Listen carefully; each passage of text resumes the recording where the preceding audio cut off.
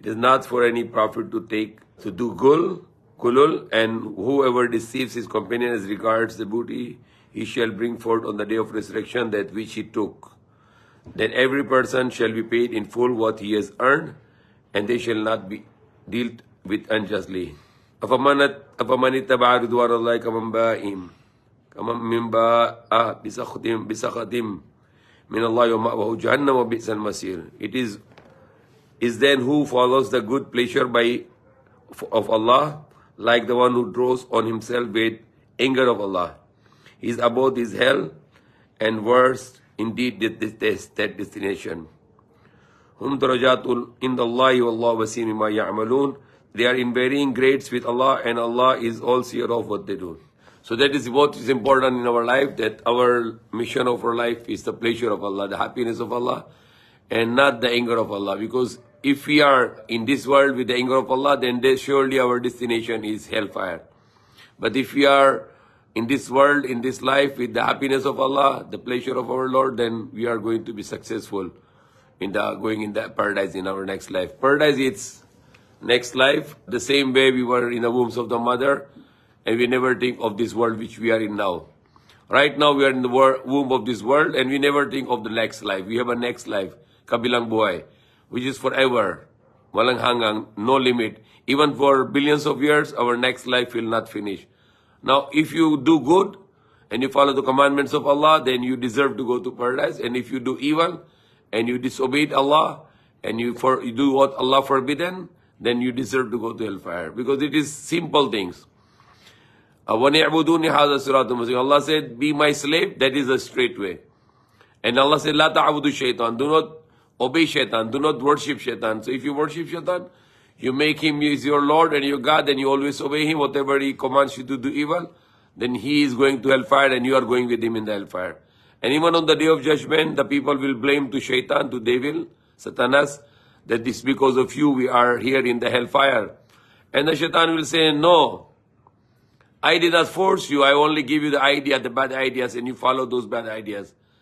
It's you decided yourself to go evil, so don't blame me, but blame yourself. Okay? So whatever bad condition you are today, it's because of your hands. Because Allah said, whatever evil befalls on you, it's because of your own hands. So whatever we do evil, then we see the result of this in this world, not just in the hereafter. The hereafter is eternal, forever. And when Allah give you punishment in this world, that He loves you and He wants to save you from the bigger punishment.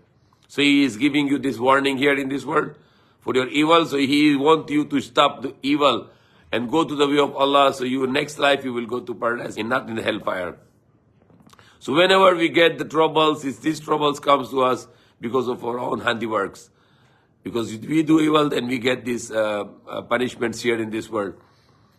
And this punishment in this world is temporary. It can become for a while and it's finished. But the next life punishment, the hellfire, that's the big one. Even if a person dies as a believer, he worships only one God, but his life is full of sins, he will still go to hellfire. And he might live in the hellfire for millions of years before he's going out from the hellfire and to go to paradise. Is it joke to live in the hellfire for millions of years?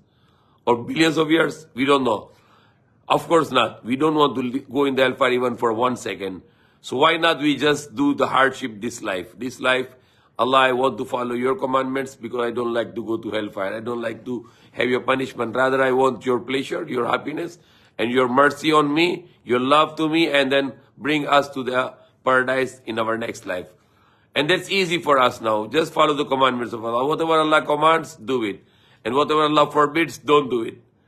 Example, the praying or fasting or other commands of Allah, speaking the truth, not to tell a lie, always kind, always generous, don't cheat people, be honest, honor your words, the promise you should fulfill, and be justice and not to be injustice. Always to be right and not to be evil, and not to surrender to the evil, but stand against the evil. So these are the commandments of Allah which Allah wants us to implement in our life, and not to disobey Allah in this life. Then we deserve to go to paradise and not to the hellfire. So this is a life is for test. If this test we accomplish and we are successful, then we get the result on the day of judgment in shape of paradise. the mercy of Allah. And if you fail in this test, then you will be going in the hellfire in the next life. Allah is going to give you the result card with either in the right hand or in the left hand. If you get the report card on the day of judgment on the right hand, then you're going to paradise. If you get the report card on the left hand, then you're going in the hellfire. Now it's up to you what report card you are preparing. Do good, worship one God, don't worship idols, be kind to the parents, with relatives, wives, children, brothers, sisters, uncles, aunties, and be good with the orphans, be good with the poor people, be kind with the neighbors, be good to the people, don't deceive people, be honest, be truthful, be justice. These are the things we need to do in this life to save us from the hellfire and go to the paradise. And also, not just next life, but this life also. That's why we learn the Quran. Rabbana atina fid dunya hasanatan wa fil akhirati hasanatan wa qina adhaban nar. Amin. Ya Allah, our Lord, give us good in this world, not evil, but good in this world, and good in the hereafter, and save us from anger, and save us from hellfire. Amin. Ya Rahman Amin. Even the Prophet is warned here in the Quran. All the prophets, that if they do, then Allah is going to be angry with them, and they need to be follow the commandments of Allah. How much more for us? We have no other way of salvation. Even the Bible, the Jesus Christ, when they asked him, the Prophet Jesus, how to go to the paradise in our next life, and he said, keep the commandments, follow the commandments. Thou shalt not worship any God beside me, or don't worship the idols, don't kill, obey the kind with the parents, same thing. Follow the commandments of Allah is the only way to us to save us from hellfire, and not to go in the and to go to a paradise in our next life. So we always committed, as we committed to Allah, that we are going to follow His commandments. So be stand firm on that. All the life, follow the commandments of Allah, and don't do what Allah forbidden to us to do. May Allah guide us.